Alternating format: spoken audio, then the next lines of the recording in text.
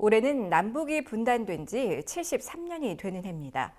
북한 김정은 위원장이 지난 1일 신년사에서 평창 동계올림픽에 대표단을 파견할 용의를 밝혀 남북 관계가 새 국면에 들어설 것이란 기대가 나오는데요. 그러나 북한의 지하교회는 여전히 꽁꽁언 살얼음판을 걷고 있는 것으로 조사됐습니다. 최근 북한 인권정보센터가 북한 종교자유백서를 발간해 북한 종교자유의 실태를 밝혔는데요. 박고초롱 기자가 보도합니다. 국제기독교선교단체 오픈도어스가 발표한 전 세계 기독교 박해국 리스트에서 북한은 2003년 이후 15년 연속 1위를 기록하는 불명예를 안았습니다.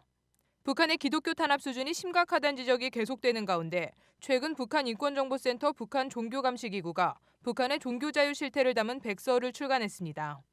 백서에는 북한의 종교 현황과 종교 박해 실태 등이 담겼습니다. 최근 북한 정부가 종교를 정치적으로 이용하면서 실제적으로는 탄압하는 이른바 병행 정책을 실시한다고 지적했습니다. 실제 북한 헌법에 규정된 종교 관련 조문을 살펴보면 신앙의 자유를 보장하되 종교를 국가사회 질서를 해치는 용도로 이용할 수 없다고 규정하고 있습니다.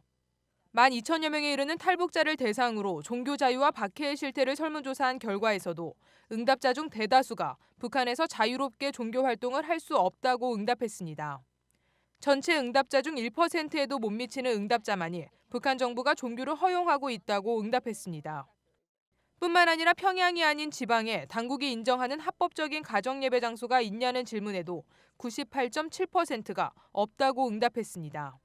그러나 이 같은 정부의 종교 압박에도 불구하고 북한 내 지하교회는 점차 활성화되는 것으로 나타났습니다.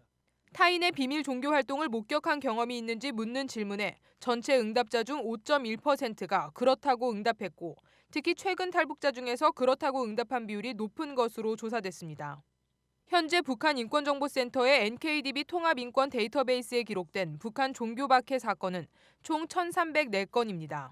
탈북민의 현재 종교를 묻는 질문엔 전체 응답자 중 기독교를 믿는다는 응답자가 약 40%로 가장 많았고 이어 불교, 천주교가 뒤를 이었습니다.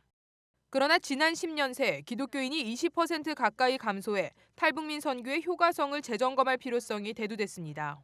문제는 한국 기독교인들이 이 탈북민들에 대해서 초창기에 보였던 관심도가 줄어들었고 그들에 대한 좀 도움을 줘야 되겠다는 그런 생각이 감소되기 때문에 그런 현상이 벌어지지 않았나.